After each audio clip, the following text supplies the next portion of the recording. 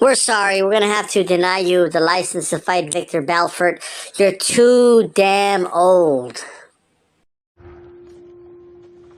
Yo, don't I got some rights? What rights do you think you're referring to? Rights, like in that official paper that they wrote down the street there? That's the Bill of Rights. Yeah, the Bill of Rights. Don't it say something about going after what makes you happy? No, that's the pursuit of happiness. But what's your point? My point is I'm pursuing something and nobody looks too happy about it. But we're just looking out for your interests. I appreciate that, but maybe you're looking out for your interests just a little bit more. I mean, you shouldn't be asking people to come down here and pay the freight on something they paid. It still ain't good enough. I mean, you think that's right? I mean, maybe you're doing your job, but why you gotta stop me from doing mine? Because if you're willing to go through all the battling you gotta go through to get to where you want to get, who's got the right to stop you? I mean, maybe some of you guys got something you never finished, something you really want to do, something you never said to somebody, something. And you're told no, even after you pay your dues. Who's got the right to tell you that? Who? Nobody. It's your right to listen to your gut. It ain't nobody's right to say no after you earn the right to be where you want to be and do what you want to do. You know, the older I get, the more things I gotta leave behind. That's life. The only thing I'm asking you guys to leave on the table is what's right.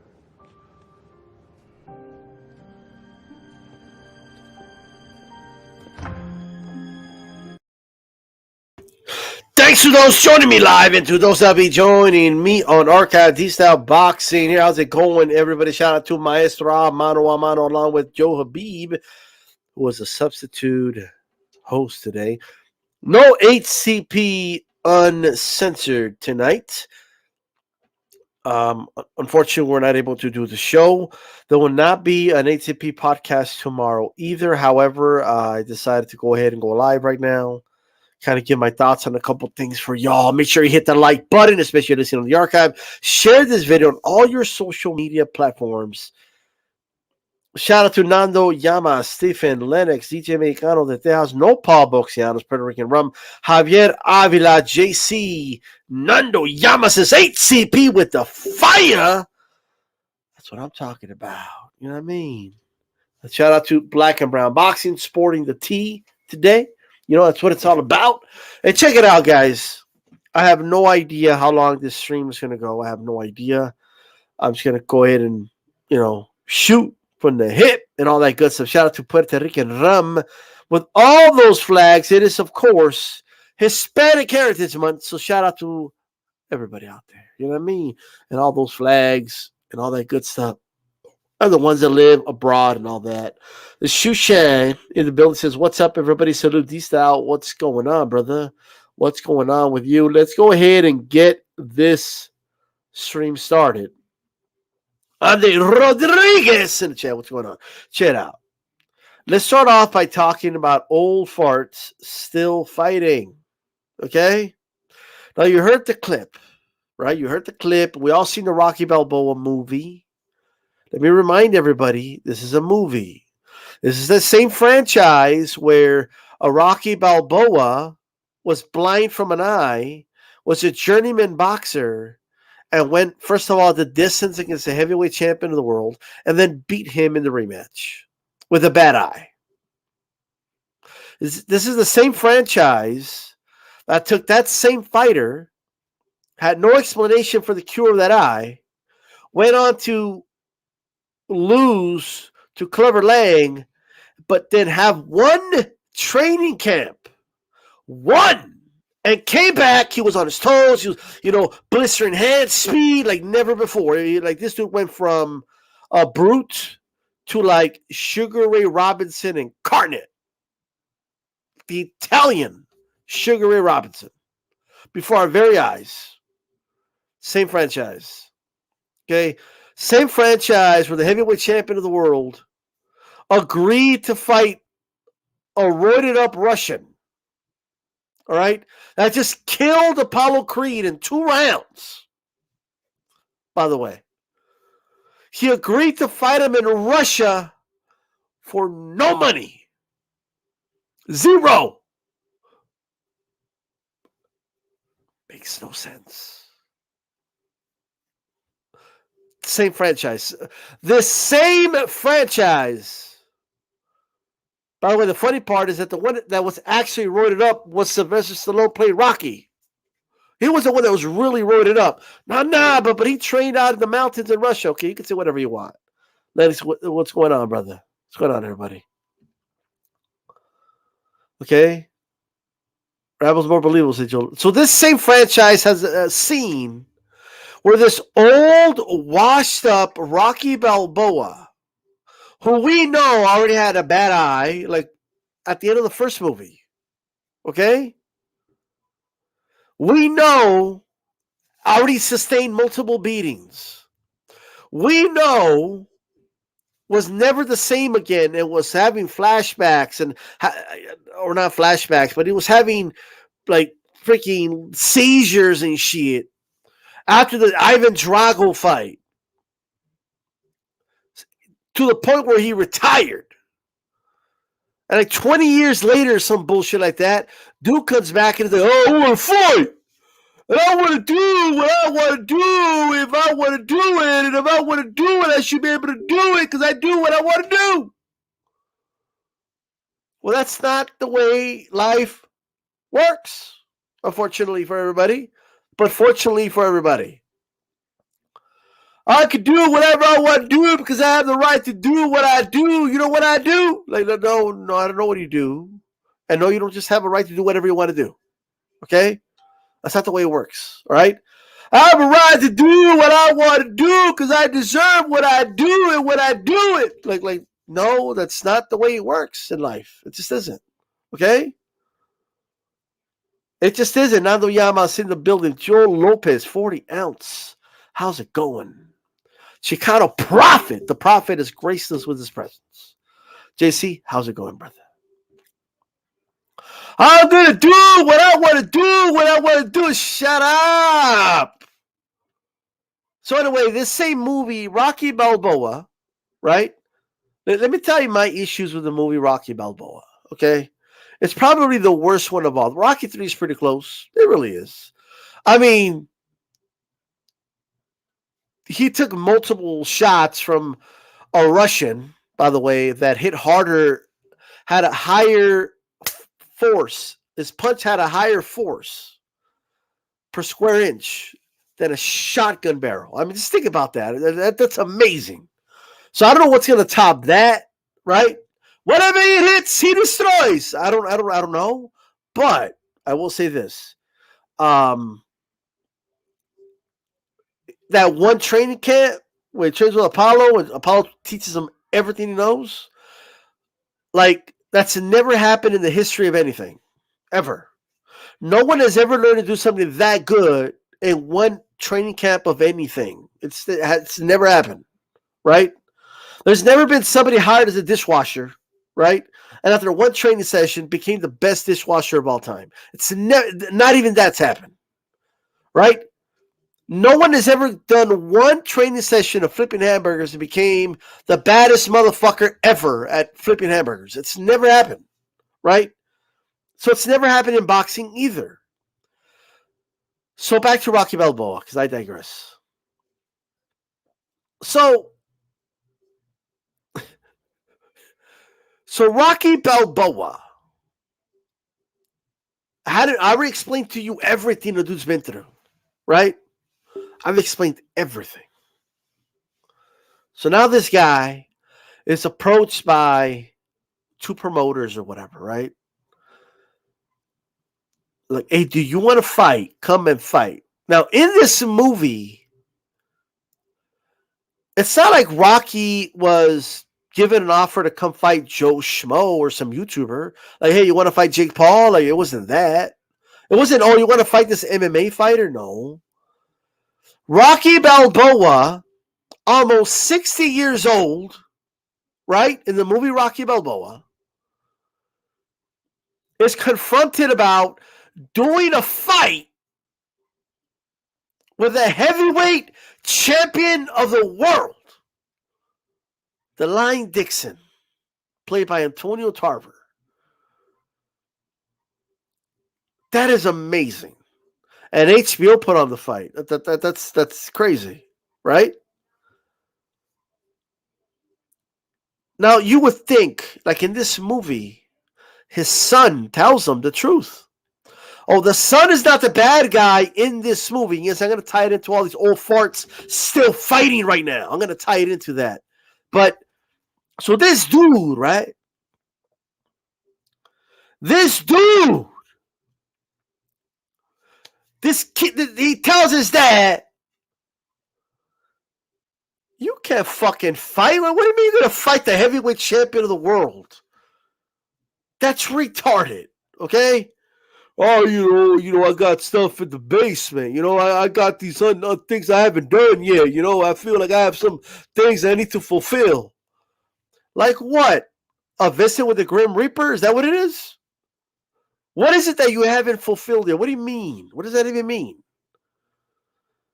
Well, I'll just say, maybe, I could go out there just to do what I want to do because I could do it and I want to do it. Like, so anyway, this shit happens, and the commission's like, no, you're not going to fight. We cannot grant you a license to fight, right? Not only are you too old to fight, and like really, you can't even pass his exams proper, right? Well, I guess he did pass the exams or whatever, but like you're old, we know your history, and you're going to fight the heavyweight champion of the world. This convinced him right here. We're sorry. We're going to have to deny you the license to fight Victor Belfort. You're too damn old. Yo, don't I got some rights? What rights do you think you're referring to? Rights, like in that official paper that they wrote down the street there? That's the Bill of Rights. Yeah, the Bill of Rights. Don't it say something about going after what makes you happy? No, that's the pursuit of happiness. But what's your point? My point is I'm pursuing something and nobody looks too happy about it. But we're just looking out for your interests. I appreciate that, but maybe you're looking out for your interests just a little bit more. I mean, you shouldn't be asking people to come down here and pay the freight on something they paid. It still ain't good enough. I mean, you think that's right? I mean, maybe you're doing your job, but why you gotta stop me from doing mine? Because if you're willing to go through all the battling you gotta go through to get to where you want to get, who's got the right to stop you? I mean, maybe some of you guys got something you never finished, something you really want to do, something you never said to somebody, something. And you're told no, even after you pay your dues. Who's got the right to tell you that? Who? Nobody. It's your right to listen to your gut. It ain't nobody's right to say no after you earn the right to be where you want to be and do what you want to do. The older I get, the more things I got to leave behind. That's life. The only thing I'm asking you guys to leave on the table is what's right.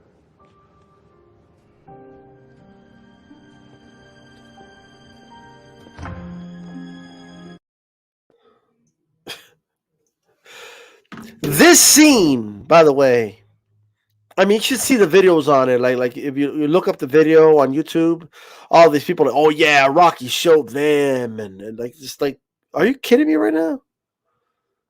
Like, are you for real? What do you mean? Do what's right. Fake inspiring bullshit like this, okay? Which I see in social media all the time, by the way. Inspiring quotes. Everyone knows that person that's always posting inspiring quotes on social media. You just want to say that, cállate ya. Like, shut the fuck up already. Well, we already know those people. We know they exist, okay? Inspiring shit like this, okay, doesn't do society any good, okay? It doesn't. It doesn't keep it real with people. If you can't keep it real with people, okay? If you can't keep it real with people, then you shouldn't be involved in discourse anyway, okay? This is what we have going on right now. And this speech, believe it or not, I know it's a movie, but I could definitely picture all these old fighters coming back, trying to fight, giving us that same speech. Well, who are you to tell me what I can do or can't do it, and when I want to do it, and I could do it if I want, and this and that. Like I am telling you right now, this is how they feel. I could tell you right now, this is how a lot of them feel. Saying. So anyway,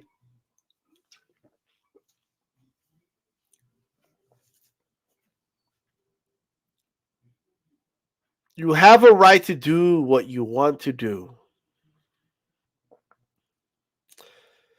No, you don't. Okay? But how could you say that? So can you go to the park and just go to the park butt naked? Probably not. You're probably going to end up in a sex offenders register, okay? Can you shout fire in a crowded room? No, you can't. Can you fight at 60 years old? No. The answer is no, okay? That's the answer, ladies and gentlemen.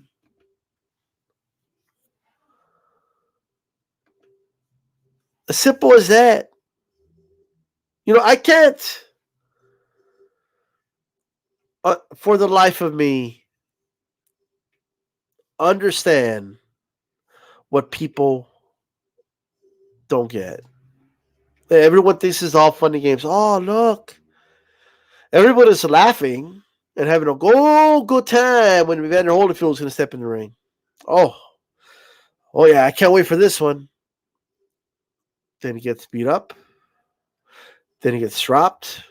And all of a sudden, people start to care. How much do y'all really care? Like, for real.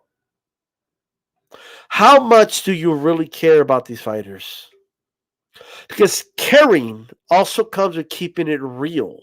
Okay? It does. You got to keep it real with people, right? You got to keep it real with individuals if you care about them. You got to keep it real. You got to be honest. I'm going to be brutally honest with Evander Holyfield. You don't belong in the ring anymore. James Toney, I just heard he's going to come back. He's going to fight in the Virgin Islands. It's a comeback fight with Jeremy Williams. I heard that on Mano a Mano. Shout out to Amilcar, but James Toney still fighting is abhorrent. James Toney still fighting. It's a crime. I can't even understand James Toney when he talks. Because he's punch drunk. He's done. Not to mention, he don't even look the part. Like Evander Holyfield at least looked the part. But what's going to happen? He's going to give me a little speech. Oh, I want to do what I want to do when I want to do it. Like, no, you cannot do what you want to do when you want to do it. Okay? But that's not the way it works. All right? No. That is not a statement that should be made just outright like that. Like that's not a factual statement like that. It just isn't. Boxing Days, I appreciate the super chats. It's 8CP, Boxing Glove, and Fire, and all that good stuff. How's it going?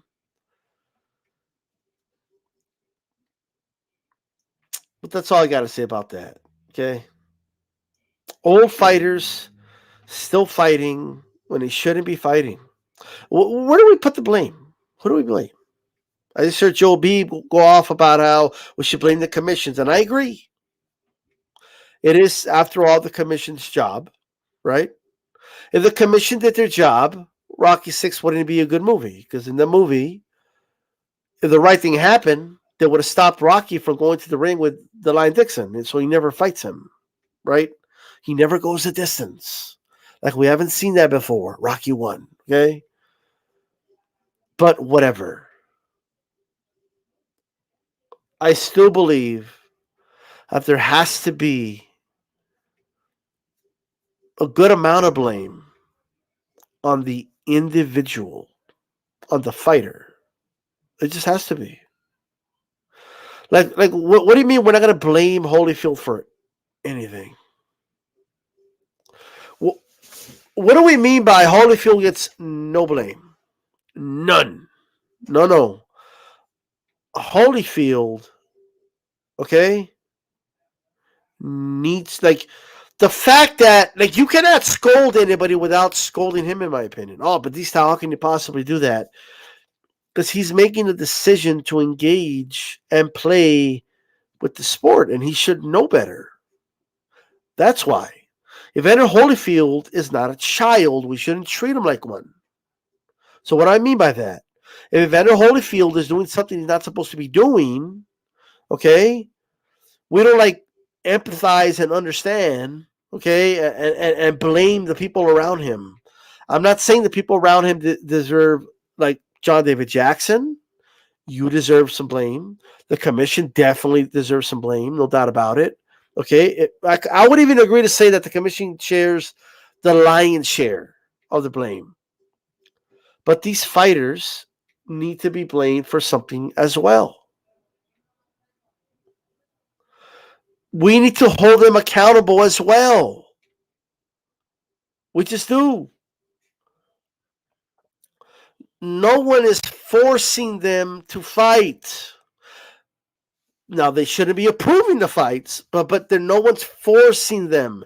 No one is forcing Evander Holyfield to step in a ring. He still wants to step in a ring. No one is forcing him. No one is forcing Riddick Bowe.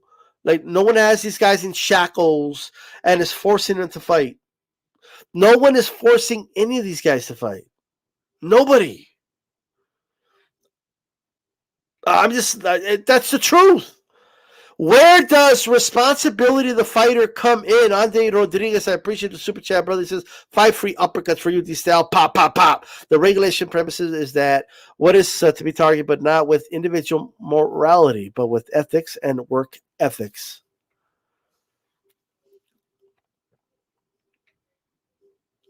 At some point, we need to keep it real, right? We keep hearing, oh, John David Jackson, he should have told, and I agree with this, by the way. He should have said something to Holyfield. Hey, Holyfield, you ain't looking so good, brother. It's taking you too long to hit the mitt, right? I agree. I do. But here's the problem, okay? Here's the problem, guys. Hit my like button, by the way, all right? Hit my like button. Let me actually do some here. At some point, guys, we need to, all of us, right? We need to be able to call them out, show that tough love, and be honest. If we're going to scold John David Jackson for not saying anything to Holyfield, what about us? If we're going to scold the commission for not saying anything to Holyfield and approving the fight, what about us? Where do we fall in? It's a question of morality here, okay? You can't say, you can't, too many dudes out here, okay? Too many dudes out here acting like Pontius Pilate. I'm going to wash my hands of this. So it's whatever, right? And you just watch the crucifixion, right? You watch the sacrifice, and you just wash your hands, and I'm going to blame everybody, whatever, right? But here's the problem. We need to keep it real with the fighters. Okay, I get it. I respect Evander Holyfield. And because I respect him, because I hold him in such a high regard, I'm not gonna speak to him like he's a child. I don't say, oh, Holyfield, you don't know any better. Oh, man, I don't blame you for anything. You guys did this. Like, no, that's not the way it works. We need to do the same things we're saying, John David Jackson, the commission, everybody, the promoters, everything that they're not doing, and we're saying we should be like they should be doing, we should be doing. We can't excuse ourselves, guys. We can't just excuse ourselves of it. Like, oh, yeah, it's all right. No, that's not the way it works. So, yes, I'm going to say you're too fucking old to fight. Yes, I'm going to say you don't fucking belong in the ring. Yes, I'm going to say you don't that's what I'm going to say.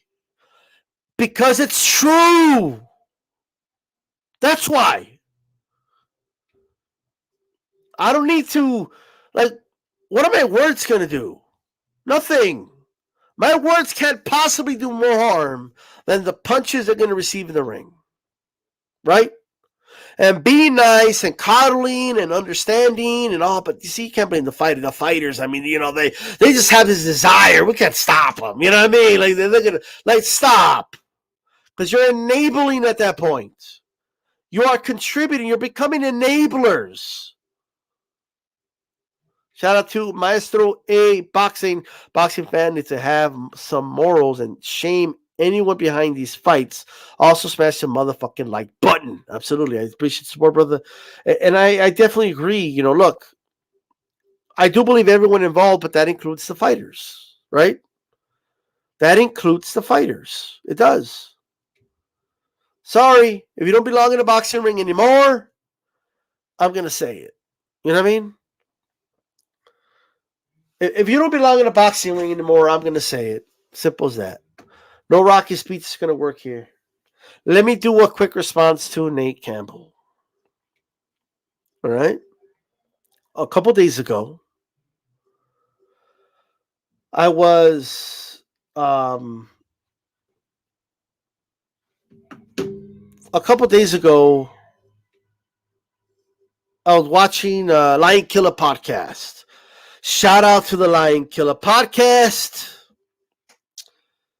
Shout out to Nate Campbell. Shout out to Lion Killer. And that's this thing why real boxing fans and other fighters, right, don't like Canelo or something like that. It was the title of the video.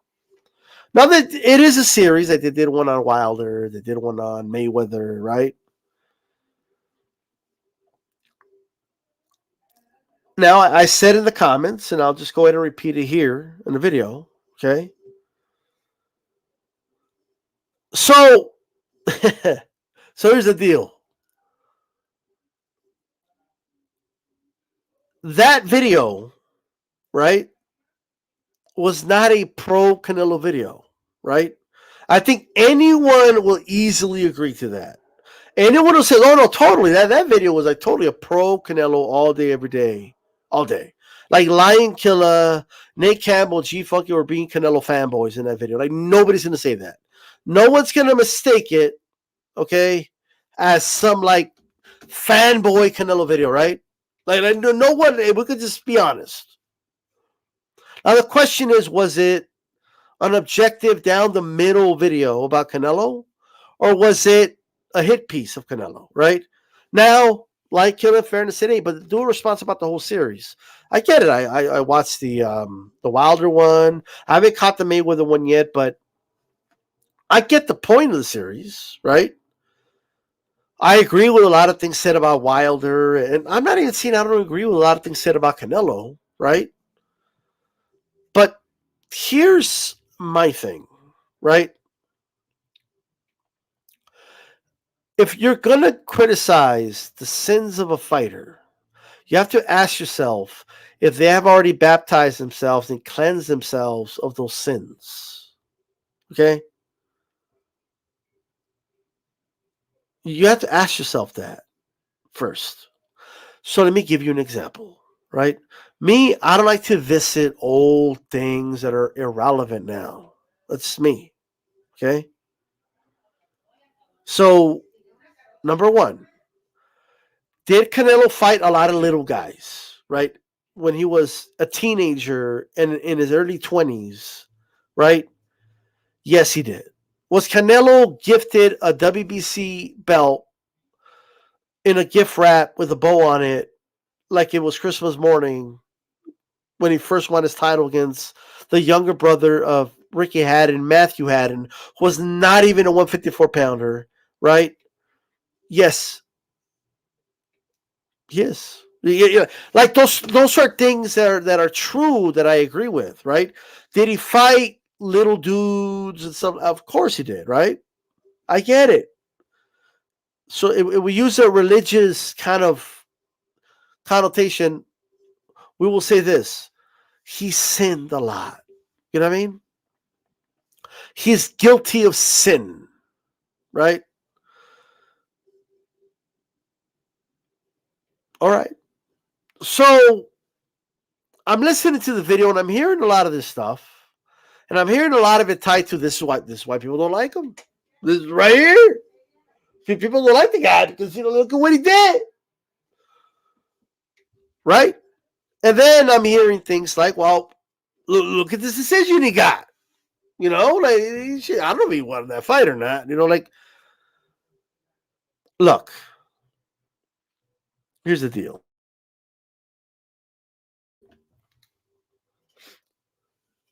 Yes, a lot of Canelo's past is filled with sin, right?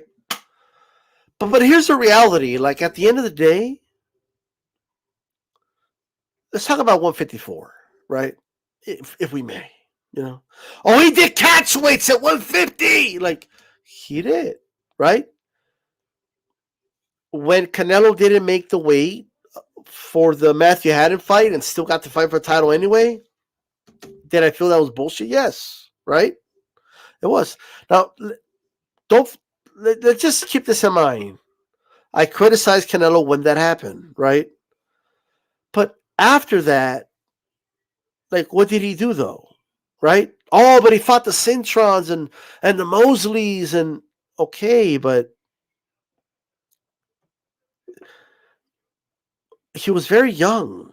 Like this is not something that happened last year. Okay? It's not. It just isn't. How many 21-year-olds are there in boxing right now? Tell me how much they've accomplished. Right now. Please. Now you could say, well, no, but we're talking about Canelo at the moment. No, we need to compare him to his peers, right? I think that is a fair deal. You know what I mean? We need to be able to do that. Compare and contrast, you know? He fought Austin Trout when it made sense for him to fight Austin Trout. Like, Austin Trout is one of the top 154 pounders in the world. And now, if you feel, okay, that he should have won the Trout fight, that's your opinion. But that's not what happened. And he still fought him. Okay? I thought he clearly won the Trout fight. Okay, but some people think it's debatable. Okay, cool. Then he fought Floyd Mayweather. Right? Okay. And then he fought Lara.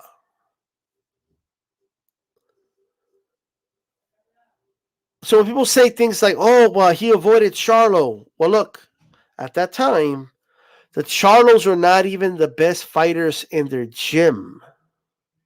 Lara was. Okay?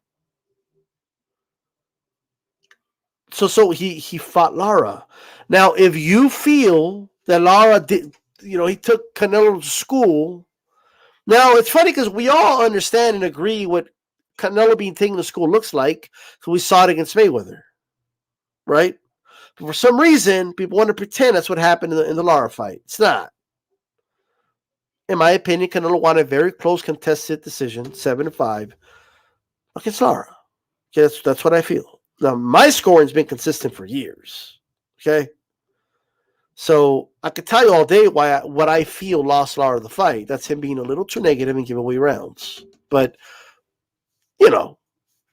but as far as that goes, Canelo then, the guy goes to 160, right? He fights Cotto. He fights Miguel Angel Cotto, yes, in a catchweight, which Cotto imposed. Okay? Then he defended the belt against Khan at a catchweight, which Khan imposed. His catchweights were made to help them, not Canelo. Okay? But nonetheless, he fought Danny Jacobs, who I feel was a really good fighter, especially at that time, was one of the top middleweights in the world at that time. Okay? So I thought that was a big win. I thought that was a good win. And then he went on to, before that, he fought Golovkin twice. Okay? Now, look, if you feel Golovkin won the first fight, I'm not going to argue with you because you could make a really good argument for that. I don't think it was the ass whooping that Ariane thinks it was. I don't. I just don't. And I'll sit down and watch a fight with anybody. Okay? I've already done it. But even if you feel he ran it back and he fought him a second time, and in my opinion, he clearly beat Golovkin the second time. Now, a lot of people feel otherwise. That's cool. That's cool. First one, really, really close. Most feel Golovkin won. I can see to that. Second fight, I think you're crazy if you think Golovkin clearly won. I just think you're crazy. I think it was an extremely close fight that I feel Canelo won. Okay? Fought Danny Jacobs. Went up to fight Kovalev. All right? And look, just recently beat Smith, Saunders. Now it's going to fight Plant. That's the rundown. And if you notice, of course I skipped some fights. Of course I'm going to skip Yildirim. The Yildirim fight was an in-betweener. Doesn't even matter, that fight. Doesn't even matter, but here's the heart of the issue. Nobody's saying that there's no room to criticize Canelo. Nobody's saying you can't point at some diva-ish, things he's got. Nobody's saying that. What I want to know is who are the real boxing fans that don't like Canelo because he's just, not real like that. That's what I want to know. That's what I really want to know. What I want to know, who are the boxers that really don't like Canelo? Should we go down the list? Let's do it. Okay. So let's talk about fans. And let's talk facts. Not anecdotes. Not, I talked to some friends out here and they tell me this and that. And I live in a place where they tell me otherwise. And I talk to dudes all the time from south of the border. And they tell me they don't like Canelo. Right? Let's just talk facts. Right? Empirical facts. First of all, Canelo is a superstar in Mexico. Okay? He's like their LeBron James. All right? So if 20% of the country hates him, it's going to be a very loud group that don't like him. Okay? That's just the truth. But what I mostly see, though, is critiques of Canelo. Right? And people still stuck on the past when it comes to Canelo. That's what I mostly see. But let's talk empirical facts, not anecdotes. Anecdotes don't mean shit to me on YouTube. Anybody could say, I know a friend that said this, and I talk to people and they tell me this all the time, and anybody could say that, okay? And even if those stories are true, it doesn't make them true, right? That's just, having a series or having a bunch of anecdotes, right? The plurality of anecdotes don't equal data like that, right? When Saul Canelo fought against Billy Joe Saunders in a pandemic where UK fans are not allowed to really travel like that, and it packed over 70,000 people, who were the majority of the people in the crowd, and who were the majority of the people cheering when Canelo came out. When have you ever seen Canelo Alvarez walk out to a weigh-in and get booed? And if he gets booed, they definitely get drowned out with cheers.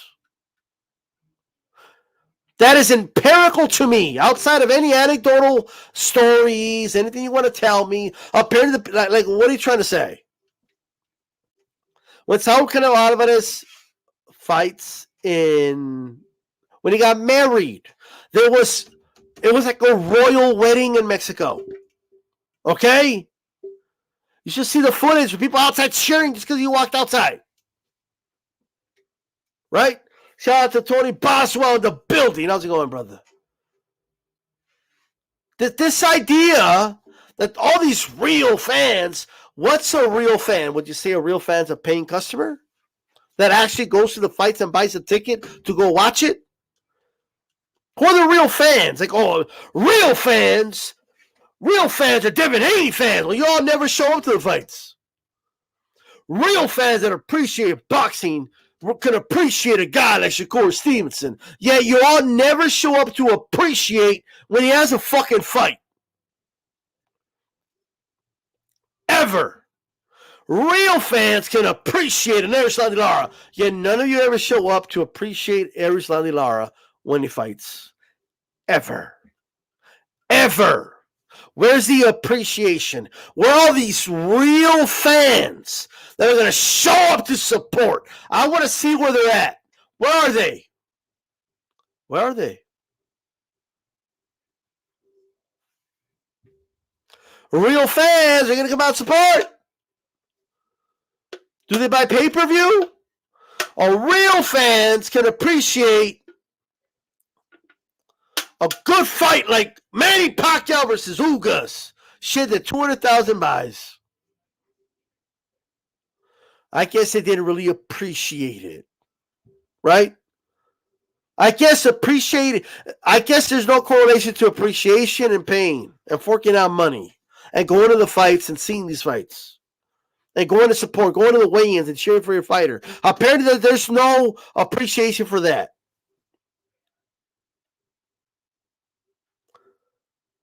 Apparently, respect means you never show up to the fight to support them. You never show up to cheer for them.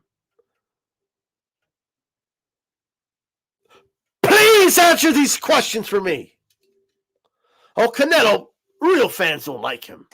Why aren't they real fans? Because they actually go pay to go watch a fight? Because they subscribe to the Zone, or they pay pay-per-view. You know what I mean? He did a $10 million gate against Billy Joe Saunders. Over $10 million. A lot of these dudes can't even sniff that type of money. They can't get 1/10 of that gate. What do people mean by, oh no, but you see, he don't really get real support. What's real support? Does real support mean empty seats? Because Canelo never has empty seats like that. Does real support mean they don't really fork out money to support you? Does real support mean they don't show up to your weigh-ins? Does real support, what is it? If he's not the definition of real support, who has real support? Based on what? What are we basing it out of? Oh no, but DStyle. Lupe Pintor, DStyle here. Lupe Pintor. Okay, let's talk fighters then. Lupe Pintor has then recanted, and retracted his statements about Saul Canelo Alvarez, which was the sinner of then, but now he's been baptized, and now he's recanted, and he said, Saul is the best of Mexico and the best of boxing, he said. That's what he said. He went as far as saying, he said, el uno y el único, the one and the only of Mexico, which I actually disagree with, but those are the praises he gave him. Those are the praises that he gave him. Oh, but there was that one time that Julio Cesar Chavez. Well, Julio Cesar Chavez has then retracted, okay? Or I don't even want to say retracted, but he's amended his thoughts on Saul Canelo Alvarez, now giving him his respects, praising him often. That's what Chavez has done. As far as to win his last ever exhibition fight, invited Saul Alvarez to his corner to have that symbolic feeling of, I want you in my corner for my last round that I ever boxed in my life. I want Saul Canelo Alvarez. His children were mad at him for doing it. But he didn't care because he wanted Canelo in the corner. Oh, but he don't get real support. Real fighters don't like him. Who are the real fighters? Right. Who are the real fighters? Who?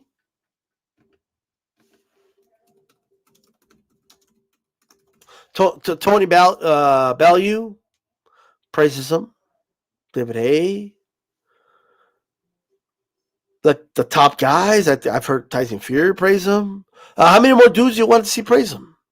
I've seen legends in the UK, legends in the US, legends in Mexico, all praise Saul Canelo Alvarez. Who are these fighters that don't respect him? I see the Charlos praise Saul Canelo Alvarez, saying that's a real motherfucker. That's a real dude. I seen Errol Spence say he's number one pound for pound. Who are these fighters that aren't praising him? Who? I seen Tank praise him.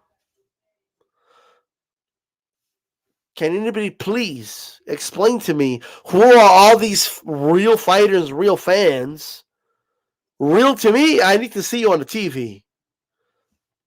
Last I checked, a paying customer is a real fan. Because that's what really fuels the sport. That's what supports the fighters. That's what supports the fighters. That's real. Make believe is like pretending you have a fan base. Okay? That's real. That's real. This isn't debatable. Tell me one lie I've said. Tell me one lie I've said. One.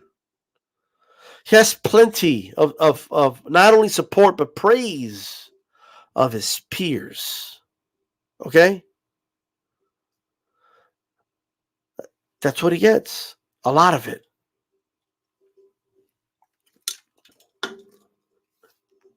So that's that. I just wanted to go ahead and kind of elaborate that. Now look, I made some of these points in a chat, but I wanted to go ahead and kind of, just kind of give my thoughts on it. Just that. There's always two sides to a story, or three sides. There is.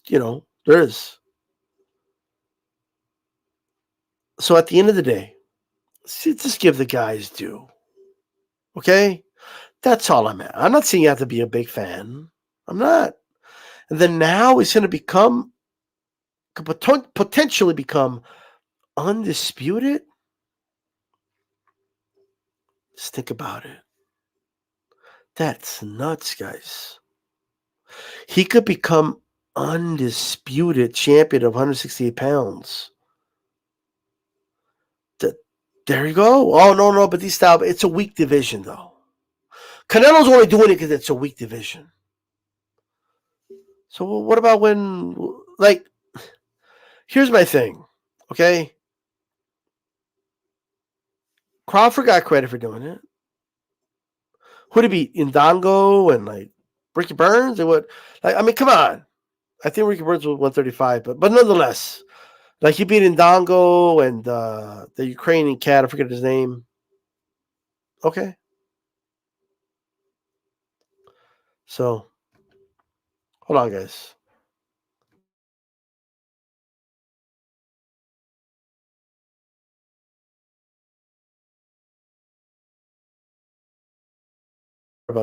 Sorry about that.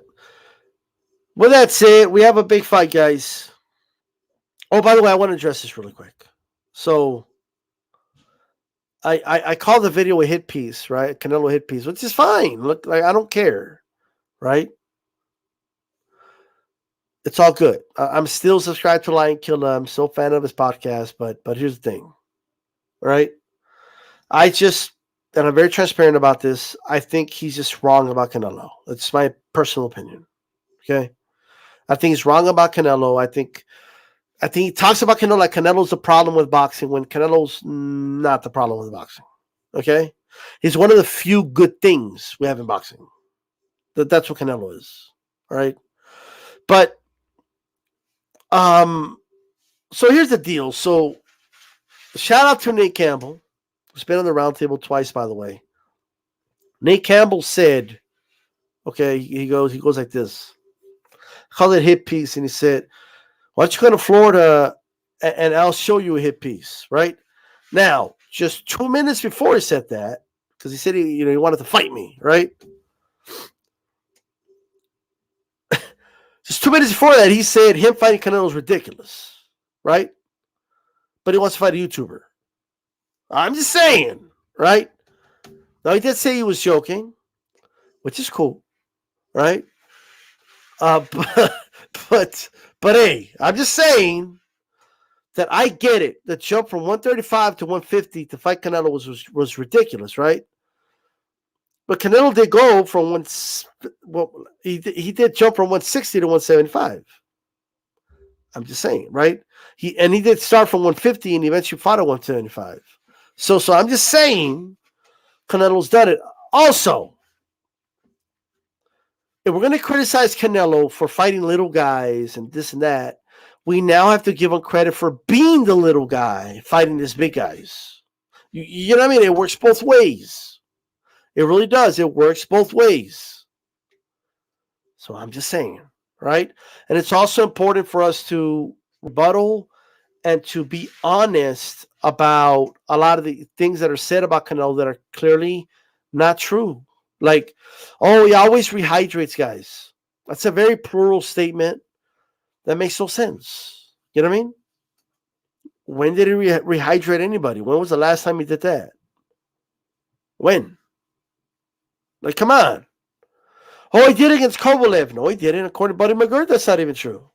So what does that even mean? You know? So that's not here nor there. But anyway, still shout out to them. Subscribe to Lion Killer. I just give you my thoughts. That's all. You know what I mean? You take it, leave it. It is what it is.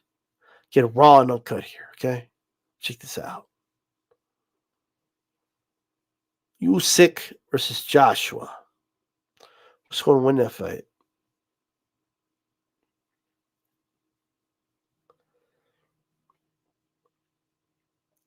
At heavyweight, I like to look at the weigh-ins. I like to kind of analyze what the strategy is going to be and things like that. But I'll make my pick now. I do believe that the winner of the fight will be Anthony Joshua. That's what I believe. I do think it's going to be a tough fight, though. I think it'll be a late stoppage. So let me kind of elaborate, right? So, one, I see Arian saying he's picking Usyk to stop Joshua. Look, I'm picking Joshua with hesitation, okay? It's not the home run people think it is. It's not. It just isn't. Personally, I would like to see Usyk have 2 or 3 more fights at heavyweight before he fought a dude like Joshua, but hey, it is what it is.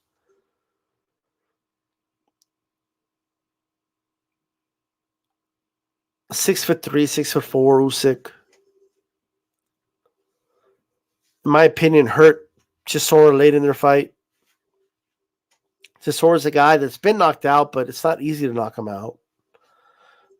Vitaly didn't knock him out, right? So I think it's going to be a tight fight. I think Usyk will win the early rounds. They do. I think Usyk will probably be ahead in the scorecard after 5 rounds or so, like 3 rounds to 2. At some point, I do think Joshua will drop him maybe. Maybe an uppercut. Maybe the uppercut will come to life in this fight. Then Joshua will take over. Eventually, the size will be a factor. He may hold Usyk, tire him out, tire out his arms and stuff like that. Tire out Usyk and stop him. I think it's going to go something like that. You know what I mean? But if Usyk is able to stay slippery and not allow Joshua to grapple him, hold him, keep him in the clinch constantly, if Usyk is able to, or if the ref intervenes, doesn't let Joshua do it that much, this may be an interesting fight because Joshua likes to fight at mid-range. So,